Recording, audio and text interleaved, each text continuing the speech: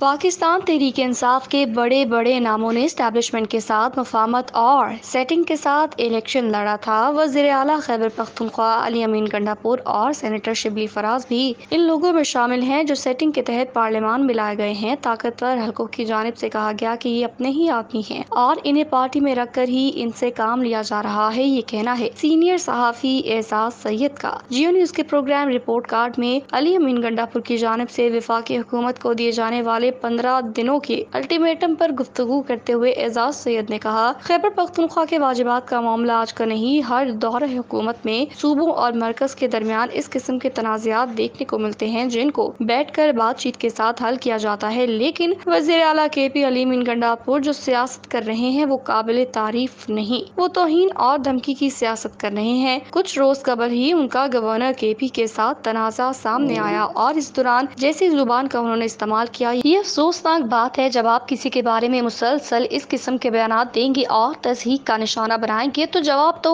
آئے گا۔ اعزاز سید نے کہا کہ معاملہ یہ ہے کہ علی امین گنڈاپور نے ایک سیٹنگ کے تحت الیکشن لڑا اور اس میں کوئی دو رائے نہیں، بلکہ پاکستان تحریک انصاف کے کچھ بڑے ناموں کا ذکر کیا جائے تو انہوں نے ایک مفاہمت کے تحت الیکشن میں شرکت کی۔ 9 مئی کے فسادات میں ملوث لوگوں میں علی امین گنڈاپور کا نام بھی شامل تھا۔ اس کے باوجود انہوں نے پشاور اپنی سیٹنگ بنائی اور اسلام آباد میں موجود طاقتور حلقوں میں اپنے لیے راستہ بنایا، جس کے بعد انہیں الیکشن لڑنے کی بھی اجازت دی گئی۔ سیاستدان الیکشن سے پہلے راستہ بنانا جانتے ہیں۔ الیکشن سے پہلے علی امین گنڈاپور کہتے تھے کہ مجھے موقع دیں اور پارٹی میں رہ کر سارا کام کرنے دیں۔ پرویز خٹک نے بھی اس وقت اسٹیبلشمنٹ کی یہی آفر ان کو دی تھی کہ آپ مجھے پی ٹی آئی چھوڑنے کو نہ کہیں، لیکن اس وقت ان پر بہت زیادہ دباؤ تھا۔ پرویز خٹک نے متعلقہ حلقوں کو کہا تھا کہ اگر آپ مجھے پارٹی میں رہنے دیتے تو میں پارٹی میں رہتے ہوئے آپ کے مفادات کا بہتر طریقے سے تحفظ کر سکتا، لیکن ان پر اتنا دباؤ ڈالا گیا کہ وہ پارٹی سے باہر ہو گئے۔ تجربہ کرنے والے کر چکے تھے، اسی لیے علی امین گنڈاپور کو پارٹی چھوڑنے کو نہیں کہا گیا اور یہ سوچا گیا کہ اپنے ایسٹ کے طور پر ان سے کام لیتے رہیں گے۔ اب وہ کے پی کے وزیر اعلیٰ بن گئے ہیں تو انہوں نے اپنے لیڈر عمران خان کو بھی خوش رکھنا ہے اور پارٹی پالیسی کو بھی لے کر چلنا ہے، کیونکہ وزیر اعلیٰ تو وہ اپنی پارٹی لیڈر کی منشا پر ہی بنے، لیکن وہ شاید پوری طرح سے کنٹرول میں نہیں رہے۔ صحافی نے مزید کہا کہ ابھی بہت سارے لیڈرز ہیں جو طاقتور حلقوں کے ساتھ سیٹنگ کے تحت آئے۔ سینیٹر شبلی فراز اس کی ایک مثال ہیں۔ جن دنوں اسلام آباد سے سینیٹرز کی گرفتاریاں ہو رہی تھی تو ان دنوں اسلام آباد پولیس کے ایک افسر کو ایک طاقتور افسر کا فون آیا۔ یہ فون ان لوگوں کی جانب سے آیا تھا جنہیں ہم نامعلوم افراد کہتے ہیں۔ اس طاقتور افسر نے کہا، شری مزاری اور فواد چودھری اسلام آباد میں فلاں فلاں جگہ پر ہیں، انہیں جا کر گرفتار کریں۔ اس پر پولیس آفیسر نے کہا، ہماری اسپیشل برانچ کی اطلاع ہے کہ سینیٹر شبلی فراز بھی اسلام آباد میں فلاں جگہ پر ہیں۔ تو اس کے جواب میں طاقتور افسر نے کہا، شبلی فراز کی طرف نہیں جانا، وہ اپنے ہی آدمی ہیں۔ اعزاز سید نے بتایا کہ جس دن سے شبلی فراز باہر آئے ہیں وہ بہت اچھی اور مناسب گفتگو کر رہے ہیں۔ سینٹ میں ان کی گفتگو کو دیکھ لیں، آپ کو اندازہ ہو جائے گا یہ سب ایسے ہی نہیں ہو رہا، اس کے پیچھے پوری سیٹنگ ہے۔